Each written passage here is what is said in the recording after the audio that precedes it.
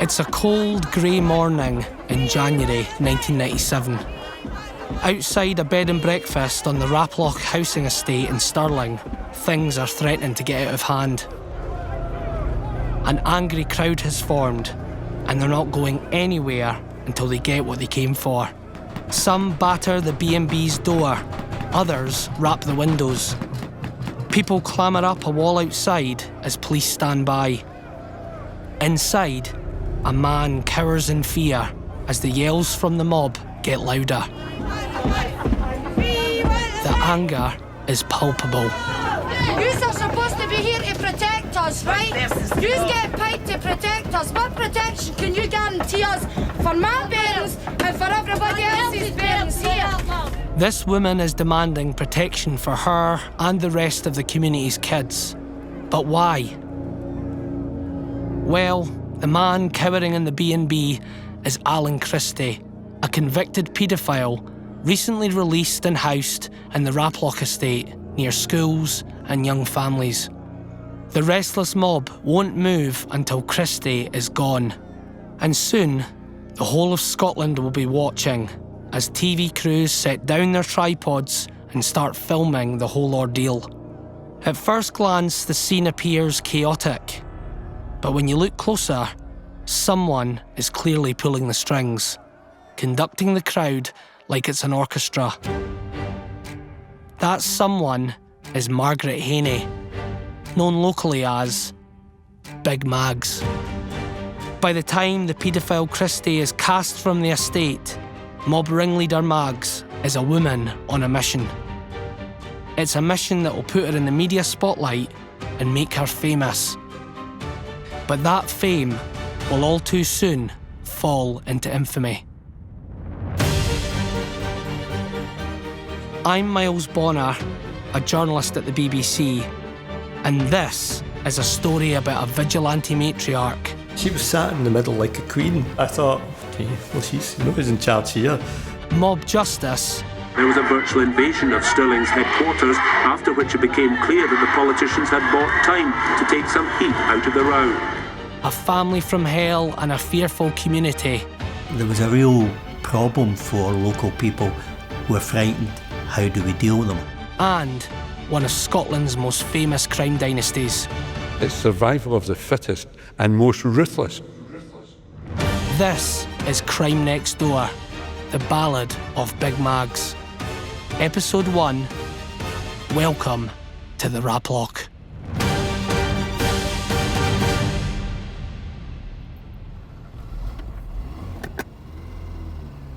Take her out here. I'm right. I guess this one's blocked off at the top. Producer Chris and I are currently driving around the estate where that mob gathered in '97.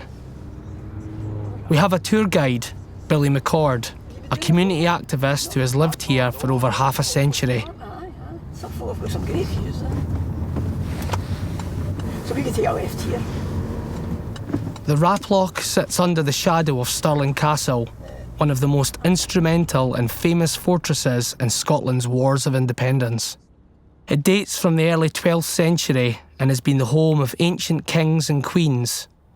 It's where James VI of Scotland grew up in the late 1500s, before he also became James I of England and Ireland. There's so much history looming right above the Raploch. This is the street we want to go to now. It's just finding somebody to park. You could park in there, Yeah, you'll be able to park. That'll be fine. It's all been rejuvenated, this area, Oh, hasn't it? it's all other side, aye. So. For hundreds of years, Raploch was little more than a collection of houses. But then industry arrived, and over the 20th century, the area grew to house workers from the mines and factories. I first became aware of the area when I moved to Stirling in 2006, long before I worked as a journalist. Like any new student at university here, you quickly learn your way around town, where to go, where not to go, and at the time, rightly or wrongly, the Raploch had a rather checkered reputation. Funeral parlour, aye. Not be a problem. Oh, not be long. Right, brilliant. In Billy's living room, as we set up our microphones, he pulls out a file of press cuttings from various red tops back in the day. There's loads of them. The headline was, branded a whole town of psychos. This was in reference to a travel advert that called the estate Psychoville. They've got a very narrow lexicon, some of these writers. Locals on the notorious... There are a few that discuss crime and the area's difficulties with drugs. There's one about across our estates and into suburbs, the web of dealers is spreading like a cancer out of control. The accumulation of this coverage has led Billy to think his home has been used as a lazy shorthand in the media. I think Raploch is a byword for kind of notorious housing schemes. It's easy, you know. And I suppose I've held on to some of these things because it was quite interesting. I'm more interested in the kind of whole demonisation of an area, like Raploch, a place I've grew up in since I was 6-year-old. For Billy, the press portrayal of his estate doesn't mirror his experience of the place. We moved for a house with gas lighting. We came here and thought we'd arrived. We thought we were middle class because we had electric light, we had big open windows, and this was great for us, you know. Raploch to me was amazing when I first came here. We had a football park, we played all day in the park.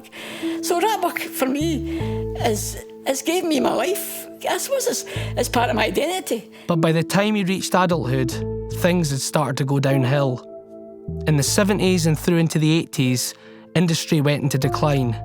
The resulting unemployment was felt in places like the Raploch the most. In the face of that, one thing is clear from speaking to Billy. He's fiercely proud of the area. He knows what it was and what it could be. I'm still here and I do love it. And I recognise it for all its failings, you know, and I recognise it for sometimes the way that folk view it. And it's got so much, and I just think, get a chance. There's everything, there's all aspects of life here. Billy's passion for the place isn't universal. Back then, it bore all the hallmarks of extreme social deprivation.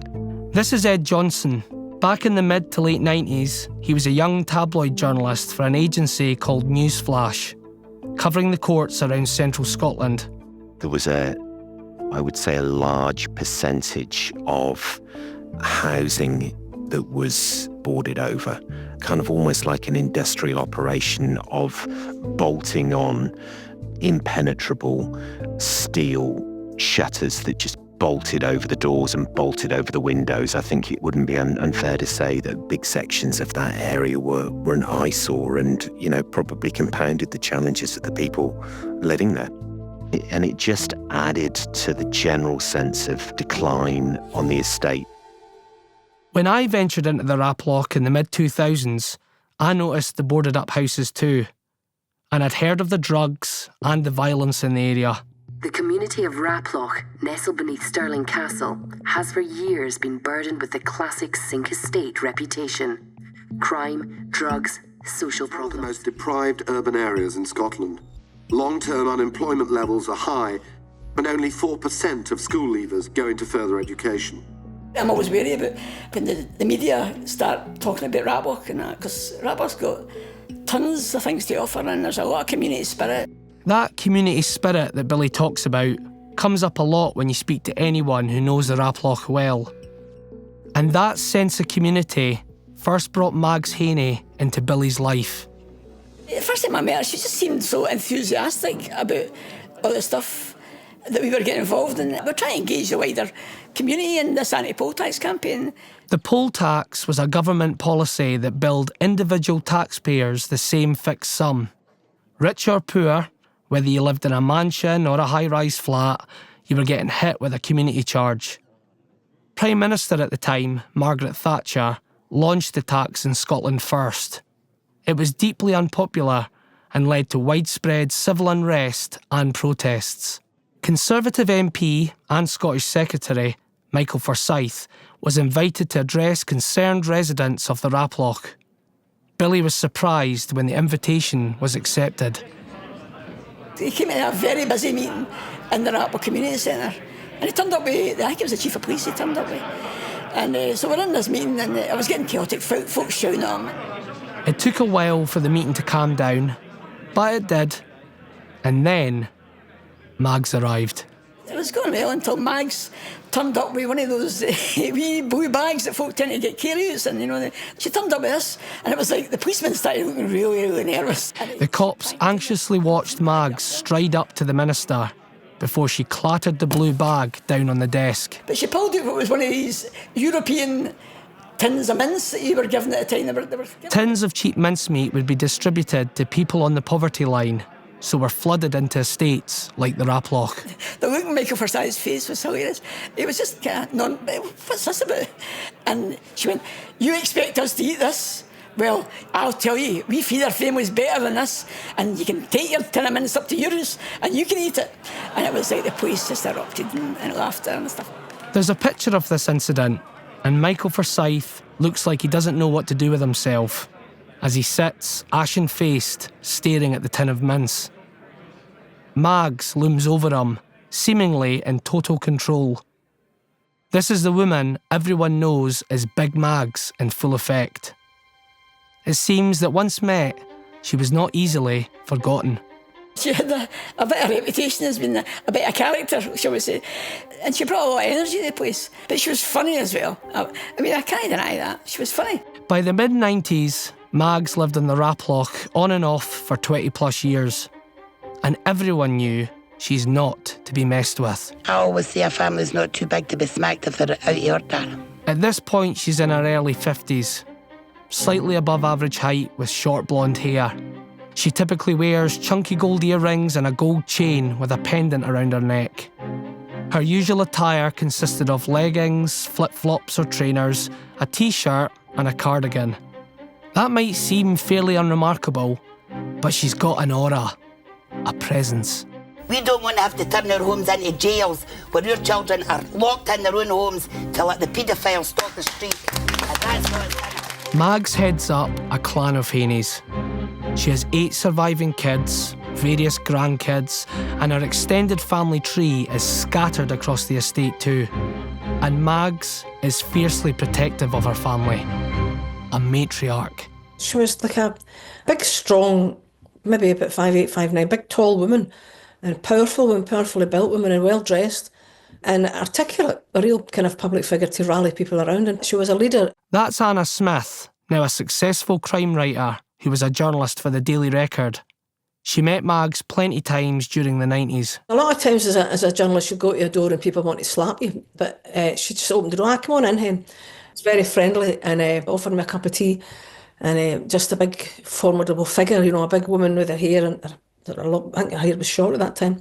And anything you were asking her, she was just right in there. But I'll tell you, very fast speaking and things and telling you all about it. And Anna wasn't the only journalist she was pally with. She actually had a nickname for me. She called me Fast Eddie.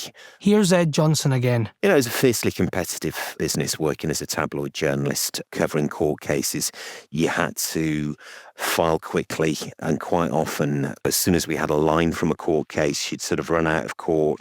This was the days pre-mobile phones. You'd dive into the phone box outside to Stirling Sheriff Court, throw in your 10p piece and start filing copy down the phone. Sometimes the displeasure of the young criminals and their families whose cases you were covering, you know, you'd sometimes find yourself in a position where you had your foot firmly pressed up against the door of the phone box to stop people pulling you out. And Mags was somewhat my protector. On more than one occasion, she told people to leave me alone as I was just doing my job. And Mags was about to take her self-appointed role as protector to another level. Good evening. The government appealed tonight for an end to the wave of violent protests aimed at known and suspected paedophiles. A paedophile panic was sweeping through vulnerable communities, and set against the backdrop of high-profile cases of abuse and missing children, the media reports of the time made it appear as if we were dealing with an epidemic that couldn't be stopped.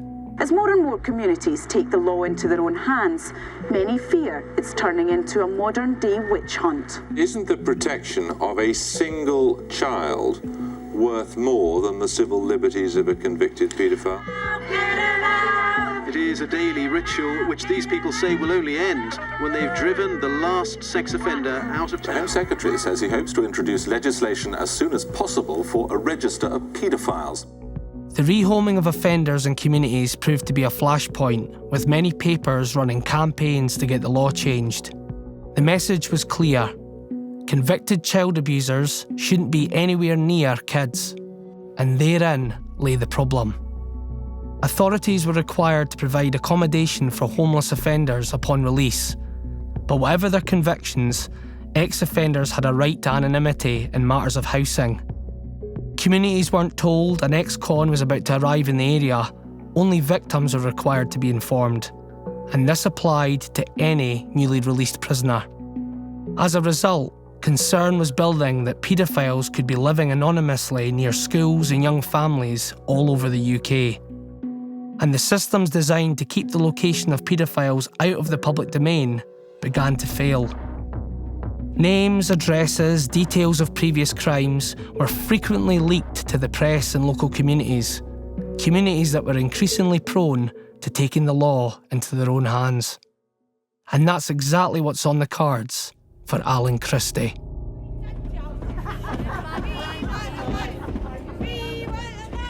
In late 1996, 12 schools close to the Raploch received a confidential note. A paedophile is living in the area, in accommodation provided by the council. He's been released after a 4-month jail term. Soon, everyone knows who Alan Christie is and where he's staying. For the community, enough was enough. They'll not allow the Raploch to become a dumping ground for people like Christie. So I'm watching that footage of the protest outside Christie's accommodation, and this mob, I mean it looks like a mob to me anyway, is clearly led by Mags. You can't miss her. She's in this bright pink cardigan, and the group outside the B&B are demanding Christie be removed from the estate. And although Mags doesn't speak directly to the camera in this news report, she's clearly in charge. She's moving swiftly through the crowd with purpose, and she walks right up to the door and chaps it. And you could hear her. She's saying, "It's me, Mags." And it's just amazing footage, really, to see this all play out on camera. They all tell funny stories about that time. If I remember correctly, one of them said that she had a child's karaoke machine out with a mic, kind of rallying the local community to get involved in the protest.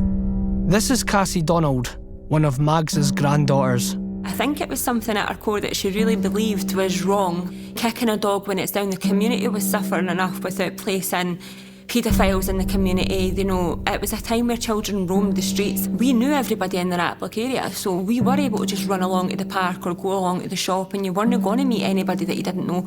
So to put someone in that could potentially cause danger to her children or her grandchildren didn't sit right with her. She wasn't the only person who stood up, and she just happened to shout the loudest. We don't care where they go, but they'll not pose a threat to us. There'll always be somebody standing in a corner waiting on them. That's Mags, holding court in a town hall. So any paedophile that might even hear this, I hope they're listening loud and clear. We will not be intimidated or threatened in any manner by a paedophile. We'll always have people watching and waiting. It's clear she's good with a crowd, comfortable with a mic. Some would say charismatic. Billy told us about a different meeting in the midst of the Christie protests. I was based in the community centre, and these folk came in and went, "We want to have a meeting in that big hall." And it was Big Mags was coming down to tell us how to get rid of this paedophile that's all at the end of the corner. And there was 100 folk there, and I went in at the beginning of the meeting. I went, "You're welcome to stay." But I said, "Mags, you've seen how this can turn. And I would suggest that this isn't the way to go," because she was advising them to get big banners, pedos out and all these kind of stuff. And it just made me think that much as I've been an activist all my life and on various aspects, that the vigilantism is dangerous because a lot of innocent people can be harmed. Despite Billy's reservations, here Mags was, the scourge of politicians, leading the mob, demanding Christie be removed. Angry scenes at the Raploch estate in Stirling, outside the house of a convicted paedophile. This is the result of the council alerting schools in the area to the fact that a former sex offender was being housed in their midst. Mags really was a larger-than-life figure. She was a compelling character. And I think she became, certainly for the media, the kind of irresistible front woman for that campaign, and was very good at mobilising people within the community as well, which is where it probably started taking on that sort of more mob mentality of direct action. There was perhaps little doubt Alan Christie would move from his lodgings. Today's demonstration wasn't a surprise either. Indeed, some felt the convicted paedophile might have been taken to another address earlier to avoid it. The sizable group, mainly mothers and grandparents, took the line that any risk to their children was too great. Christie was removed from the estate and eventually driven out of Stirling itself. The people of the Raploch had won. As for Big Mags, this was only the beginning. The vigilante mob leader was now a woman on a mission.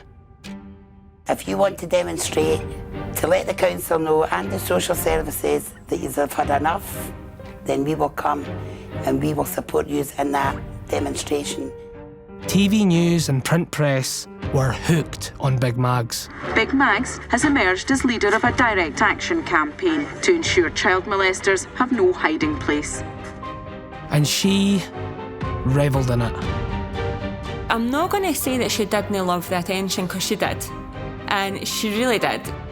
But there's more to Mags than meets the eye. And she'd soon regret stepping into the limelight.